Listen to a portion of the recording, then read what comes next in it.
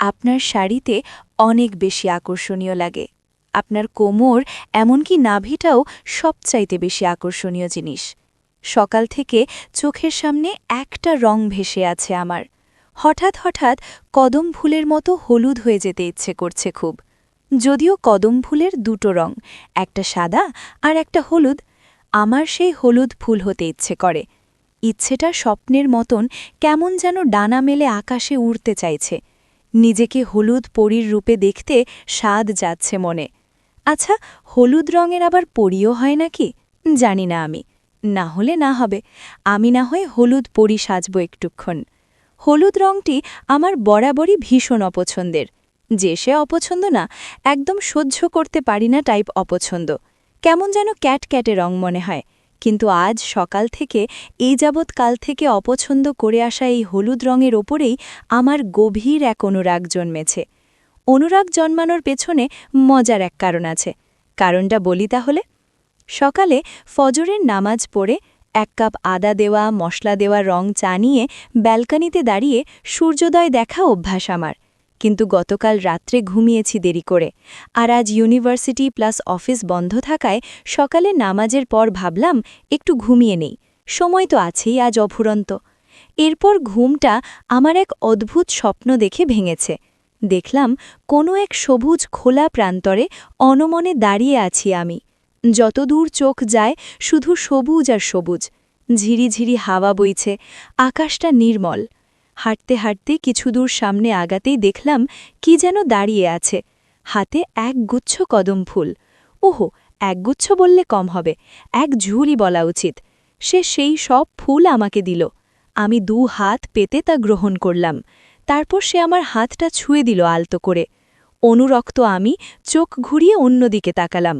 ধীরে ধীরে সে কথা বলে উঠল। বলল, খুশবু, তুমি হলুদ পরী হয়ে যাও না কেন? যদি হতে তবে আমি কাব্য চর্চা করতাম, এই সবুজের প্রান্তর ঘেঁষে থাকা এক হলুদ পরীর কাব্য। তুমি কি হবে? মুগ্ধ আমি অবাক চোখে তাকে প্রশ্ন করতে চেয়েছি, আচ্ছা, এখন কি বর্ষাকাল? কই, না তো। তবে এই এত কদম ফুল আপনি পেলেন কোথায়? কিন্তু আমার বিস্ময়ের দেশ কাটতেই চাইছে না। অবশেষে আমি কিছু বলতে যাব, তখনই ঘুমটা ভেঙে গেল আমার। আর বলা হলো না। সে বললে আমি পরী হয়ে যাব। ছেলেটা কেমন যেন পরিচিত মনে হচ্ছিল। মাথা ভর্তি চুল ছেলেটার, চোখে চশমাও যেন পড়েছিল। মাথা ভর্তি চুলে মনে হয় একটা বড় পাখির বাসা। গায়ে ছিল তার সাদা শার্ট। অচেনা তো মনে হয়নি। হঠাৎ নিচের দিকে চোখ যায় আমার। আবির সাহেব দাঁড়িয়ে আছে। সাদা শার্ট, চুলগুলো এলোমেলো, চোখে গোল চশমা। বুকটা ধক করে উঠল আবির সাহেবকে দেখে। এই ছেলেটাই তো সেদিন অফিসের ফাংশনে আমার সামনে এসে বলেছিল শাড়িতে আমার নাকি বেশ আকর্ষণীয় লাগছে। আমার পেট, কোমর, নাভির দিকেও তাকিয়েছিল। ইস, কি লজ্জা পাচ্ছিলাম। নিজেকে ঢাকার ব্যর্থ চেষ্টা করি। শাড়ি পরে কখনো অফিসে যাইনি আমি। সেদিন ফাংশনে স্যারের নির্দেশে পড়তে হয়েছিল। আর এই ছেলের নজর আমার বের হয়ে থাকা কোমরের দিকেই ছিল।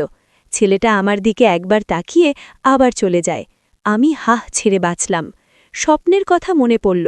অদ্ভুত স্বপ্ন বলেছি এই কারণে যে আমি যাকে দেখেছি সে একেবারেই অস্পষ্ট আমার কাছে।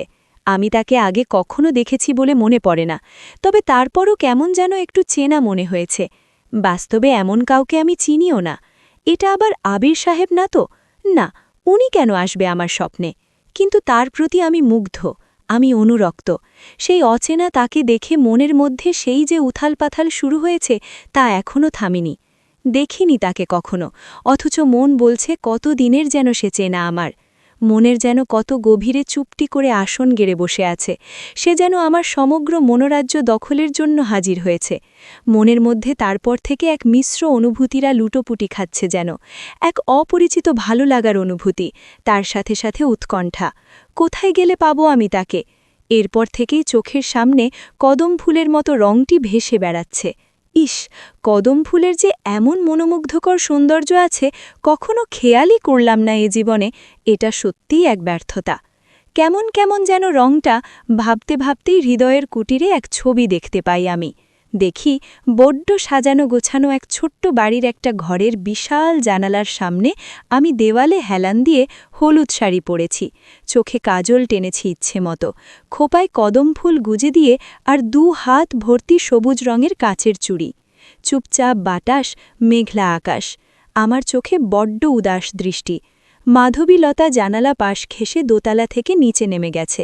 মগ্ন হয়ে আমি নীরবতা আর মেঘলা প্রকৃতির মনোমুগ্ধকর মিলন মেলা উপভোগ করছি। এতটাই মগ্ন আমি যে ঘ্রাণহীন মাধবীলতা থেকেও যেন মিষ্টি কোনো ঘ্রাণ আমার অনুভূতি ছুঁয়ে যাচ্ছে বারবার। মাঝে মাঝে ঠান্ডা হাওয়া দিচ্ছে আর আমি শিহরিত হচ্ছি। নিজেকে আমি আয়নায় দেখিনি, কে যেন কানে কানে গোপনে বলে গেছে সে আসবে। আমি চাই না এই সাজে সে আমাকে দেখার আগে আমি নিজেকে দেখি। আচ্ছা, আমাকে কি হলুদ পরীর মতো দেখতে লাগছে? সে কি অবাক চোখে আমাকে দেখবে? আমাকে দেখে কি সে মনের খেই হারিয়ে ফেলবে? না, আর ভাবতে পারছি না। মনের মধ্যে অস্বস্তিটা ক্রমশই বাড়ছে। 7-5 না ভেবে বিকেলবেলায় স্বপ্নে দেখা সেই হলুদ শাড়ির খোঁজে বের হলাম আমি। আমার চাই সেই শাড়িটা। মার্কেটে আসার পথে বৃষ্টি শুরু হয়। রিকশাতে বসে আছি একা। খুব যে জোরে বৃষ্টি হচ্ছে এমন না, ট্রাফিক জ্যাম শুরু হয়েছে সামনেই। মার্কেট চাইলেই হেঁটে যেতে পারব। রিকশা থেকে নামার প্রস্তুতি নিচ্ছি। তখনই একটা বাইক এসে আমার পাশে থামল। বাইকের হেডলাইটের ওপরে কতগুলো কদম ফুল রাখা। আমার বুকটা আবার ধক করে উঠল। বুঝলাম না, কদম ফুল দেখলেই বুকের ভিতর কেমন কেঁপে উঠছে আমার। কিন্তু এই ছেলেটার মাথায় হেলমেট পরা। হঠাৎ ছেলেটার ফোন আসে। রিসিভ করার জন্য মাথা থেকে হেলমেট খোলে। আমি অবাক দৃষ্টিতে তাকিয়ে থাকি ছেলেটার দিকে। আবির সাহেব এখানে? উফ, এই ছেলেটার সাথেই কেন আমার দেখা হচ্ছে বারবার? আর তখন ছিল সাদা শার্ট, এখন কাছে কদম ফুল। এই ছেলে আমার হার্ট অ্যাটাক করাবে বুঝতে পারছি। রিকশা থেকে নামার সাহস পেলাম না। আবির সাহেব চলে যায়। আমার রিকশাও চলতে শুরু করে। মার্কেটে আসলাম। প্রচুর ঘুরে ঘুরে ওই রকম একটা শাড়ি আমি খুঁজলাম, কিন্তু কোথাও পেলাম না। কেউ যেন হলুদ রং চেনেই না। এমন সব শাড়ি দেখায় যেসব হলুদ রং দেখে আমার মেজাজ খারাপ হয়। হতাশ হয়ে যখন ফিরে আসছি, ঠিক তখনই আমার চোখ আটকে গেল এক দোকানের একটা শাড়ির ওপর। শূন্যতার মাঝে এক অন্যরকম প্রশান্তির স্রোত বয়ে যায় আমার শিরা উপশিরায়। ঝটপট দোকানে ঢুকে দোকানিকে বলি, আঙ্কেল, আমাকে কি শাড়িটা একটু খুলে দেখানো যাবে? বলার সাথে সাথে তিনি শাড়িটি নামিয়ে আমার হাতে দিলেন। আমি ছুঁয়ে দেখলাম, আলতো হাতে, যেন একটু জোরে ধরলেই শাড়িটি ব্যথা পাবে, অভিমানে গাল ফুলিয়ে বসে থাকবে। স্বপ্ন কখনোই এত সস্তা হতে পারে না। হাজারের ভিড়ে সে একটাই হয়, সেই স্বপ্ন দেখা শাড়িটির মতোই রং। কদম ফুলের হলুদ রংটা সমস্ত সৌন্দর্য যেন শাড়িটি গায়ে মেখে আছে। সবুজ রঙের পাড়, সেই পাড়ে কেউ যেন তার সমস্তকু যত্ন ঢেলে দিয়ে শ্রুতোর কাজ তুলে দিয়েছে। জমিনে ছোট ছোট লাল ফুল, সবুজ ডালপালা, লতাপাতা, আঁচলটাতে যেন মায়া ছড়িয়ে দিয়েছে কেউ। আমার মন আনন্দে ভরে ওঠে। শাড়িটি তাড়াতাড়ি প্যাক করে দিতে বলি আমি, কিন্তু বিপত্তিটা বাধে পেমেন্ট করার সময়। তাড়াহুড়োই আমি আমার পার্সটি বাড়িতেই ফেলে রেখে এসেছি। ব্যাগটা সাথে এনেছিলাম, সেখানে রিকশা ভাড়া ছিল, ভুলে পেইং পার্সটাই আনিনি। মনটা ভীষণ খারাপ হয়ে যায় আমার। ব্যাগ হাতে এটিএম কার্ড পেয়ে যাই। দৌড়ে যাই শপিং সেন্টারের এটিএম বুথে, কিন্তু আবারও হতাশ হতে হয় আমাকে। বিশেষ কোনো কারণবশত বুথটি এখন আউট অফ সার্ভিস আছে। কাছে পিঠে আর কোনো বুথও আমি খুঁজে পাই না। প্রচণ্ড মন খারাপ নিয়ে দোকানে ফিরে আসি। দোকানিকে খুলে বলি সব কথা। প্রচুর রিকোয়েস্ট করি শাড়িটা যেন আর কাউকে সেল না করে দেন। বলে আসি, আগামীকাল সকালেই আমি এসে শাড়িটি নিয়ে যাব। পরের দিন খুব অনাকাঙ্ক্ষিত এক ঘটনা ঘটে আমার সাথে। সকালে উঠেই আমি সেই দোকানে চলে যাই। গিয়ে দেখি তখনও সেই দোকান খোলা হয়নি। অপেক্ষা করতে থাকি। অফিস টাইমের 1 ঘণ্টা পার হয়ে গেছে। একসময় দোকানি আসেন। আমাকে দেখেই মুচকি হাসি উপহার দেন। দোকান খোলেন। আমাকে শাড়িটি দেওয়ার জন্য যেতেই দেখেন শাড়িটি নেই। নেই মানে? সারা দোকানের কোথাও নেই। এরই মধ্যে ওনার ভাই দোকানে আসেন। দোকানি তার ভাইকে শাড়িটির ব্যাপারে জিজ্ঞেস করেন, কারণ গতকাল সন্ধ্যের পর নাকি তার ভাই দোকানে ছিলেন, উনি অন্য একটি কাজে বাইরে গিয়েছিলেন। উত্তরে যা বলেন তা শোনার জন্য কোনোভাবেই আমি প্রস্তুত ছিলাম না। ভাইজান, শাড়িটা এক ভদ্রলোক এসে নিয়ে গেছে। আমার পরিচিত তিনি। যা দাম বলেছিলেন তার থেকে 500 টাকা বেশি দিয়েই নিয়ে গেছেন। শাড়িটি বিক্রি করে ফেলেছি। আমি যে শাড়িটির জন্য এত অনুরোধ করে গিয়েছি সেটা তো উনি আর জানতেন না। রাগে দুঃখে আমার ওখানেই কান্না পেয়ে যায়। ছুটে বেরিয়ে আসি আমি। এত বেশি মন খারাপ নিয়ে অফিসে আসি।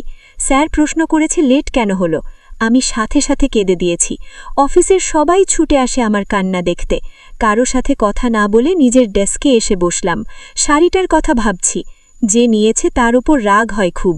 যে শাড়িটি নিতে পেরেছে সে হয়তো তার প্রিয় কাউকে উপহার দেওয়ার জন্যই নিয়েছে। ইস, মেয়েটা সত্যিই খুব লাকি। চমৎকার একটা জিনিস সে পাবে। হিংসে করতে খুব ইচ্ছে করছে তাকে আমার এখন। হঠাৎ দেখি কে যেন আমার চোখের সামনে সাজা রুমাল ধরে রেখেছে। আমি রুমালটা নিতে গিয়ে পাশে তাকালাম। আবির সাহেব দাঁড়িয়ে। ওনাকে দেখে আমার কান্না কোথায় যেন পালিয়ে গেছে। এভাবে কাঁদতে নেই। সব ছেলেরা আপনার প্রেমে হুড়মুড় করে পড়বে। যেভাবে কাঁদছেন এভাবে তো বর্ষণও হয় না, কদমও ভেজে না, কিন্তু আপনার চোখ বর্ষণে সব কিছুই ভিজে যাচ্ছে। মুছে নিন। আবির রুমালটা আমার টেবিলে রেখে চলে যায়। এই ছেলেটার সাথে আমি কখনো বেশি কথা বলিনি। এমনও না যে তার সাথে আমার ঘনিষ্ঠতা অনেক, কিন্তু অদ্ভুতভাবে এই আবির ছেলেটা কিভাবে যেন আমার মন পড়ে ফেলে। এই ছেলের ভিতরে কি অলৌকিক শক্তি আছে? বেশ কৌতূহল জাগছে প্রশ্নটা করার জন্য, কিন্তু ইচ্ছে করছে না।